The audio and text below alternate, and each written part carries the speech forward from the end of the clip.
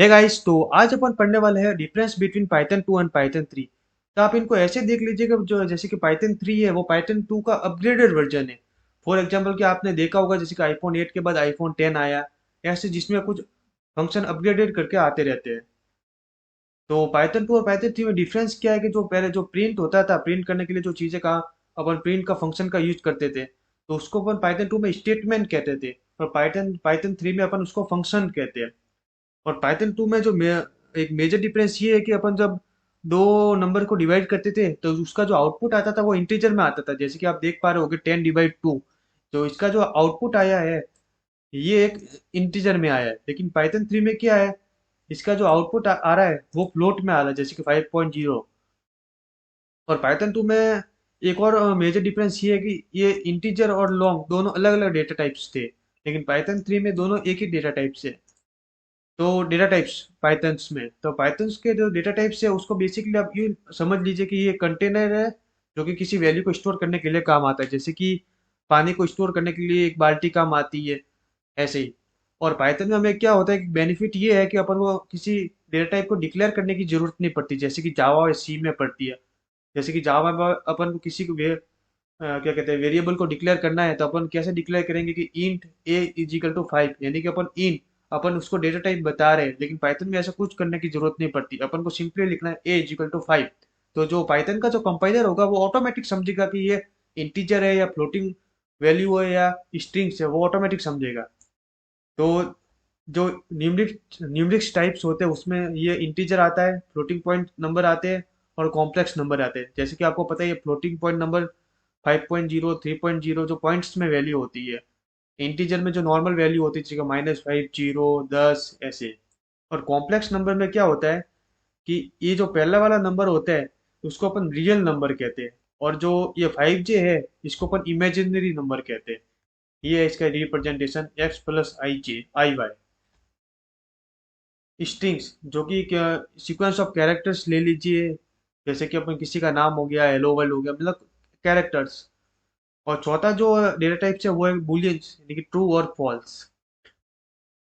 और कुछ अगर आपको थोड़ा बेसिक्स में थोड़ा थोड़ा और जानना है डेटा टाइप्स के बारे में, तो आप इसको देख लीजिए इस चार्ट को। जैसे कि ये न्यूमेरिक डेटा टाइप्स के अंदर इंटीजर फ्लोट आता है और कॉम्प्लेक्स नंबर आता है। डिक्शनरी बुलियंस जो कि ट्रू फॉल्स है, सेट्स जो कि अपन आगे पढ़ने वाले हैं, और सीक्वेंस टाइप में स्ट्रिंग्स आता है, लिस्ट और टपल जो कि अपन आगे पढ़ेंगे। तो चलिए अब थोड़ा कोड करके जानते हैं कि डेटा टाइप क्या होते हैं और कैसे काम करते हैं। तो चलिए वीएस कोड खोल देते हैं और एक फाइल बना देते हैं डेमन नाम से। और जो पाइथन का जो एक्सटेंशन होता है वो .py होता है, आप ध्यान रखना। तो पहला अपन जो डिक्लेयर करते हैं वो इंटीजर करते हैं, ए इज इक्वल टू 5। तो अपन को क्या है कि पाइथन में ये बताना नहीं पड़ता कंपाइलर को ये इंटीजर है या फ्लोट है या स्ट्रिंग है, ये पाइथन ऑटोमेटिकली पता कर देता है, ठीक है ना। तो इसी हिसाब से अपन दूसरा डिक्लेयर कर देते हैं 5.2 जो कि एक फ्लोट है, और तीसरा स्ट्रिंग जो कि आप इस दो सिंबल के अंदर लिखेंगे जो भी आपको लिखना हो, जैसे कि अपन हेलो वर्ड लिख लेते हैं। तो अपन ने सॉरी ये हेलो वर्ड लिख लिया, ठीक है ना। अब चलिए इनको प्रिंट कराते हैं। प्रिंट ए, प्रिंट बी और सी कर देते हैं, और ये प्रिंट बी। तो इसको रन करने के बाद इसका आउटपुट आता है, ये देखिए 5.2 और हेलो वर्ल्ड। अगर आपको इसका डेटा टाइप जानना हो कि इसका डेटा टाइप कौन सा है, तो आप इस वाले मेथड का यूज कर सकते हैं, प्रिंट टाइप ए। ऐसे कैसे अपन बी और सी के लिए भी करेंगे, सी, और दूसरा है ये बी। तो ये देखिए इसका डेटा टाइप आ गया, पहले वाले का इंटीजर है, दूसरे वाले का फ्लोट है, और तीसरे वाले का स्ट्रिंग है। और बुलियन का करना हो तो ये boolean d is equal to true. और इसका डेटा टाइप है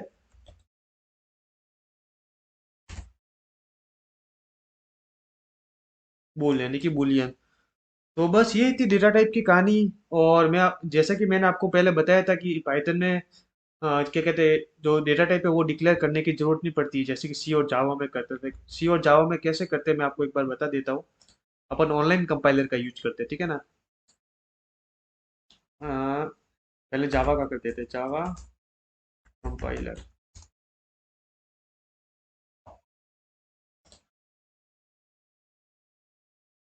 तो ये देखिए, जैसे कि अपन इसमें करते हैं, इसको हटा देते हैं, int a is equal to 5, और अब इसको प्रिंट करते हैं, सॉरी, सिस्टम आउट। एक सिंपली काम करते हैं, इसको कॉपी पेस्ट कर देते हैं,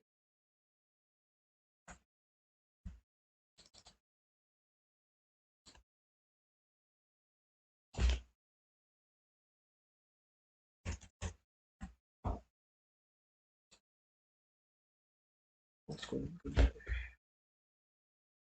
तो देखिए इसको रन करने के बाद ये 5 आ गया था। अपन ने जावा में क्या किया कि इसको, ये जिसका जो जावा का कंपाइलर था, इसको अपन ने बताया कि ये जो अपन की वैल्यू है वो इंटीजर है। तो अपन को क्या है कि पाइथन में ऐसे बताने की जरूरत नहीं पड़ती कि वो इंटीजर है या फ्लोट है या स्ट्रिंग है, वो ऑटोमेटिक कंपाइलर समझ लेता है। सेम टू सेम कहानी सी की भी है। तो बस आज के लिए बस इतना ही, और मिलते हैं आपसे नेक्स्ट वीडियो में।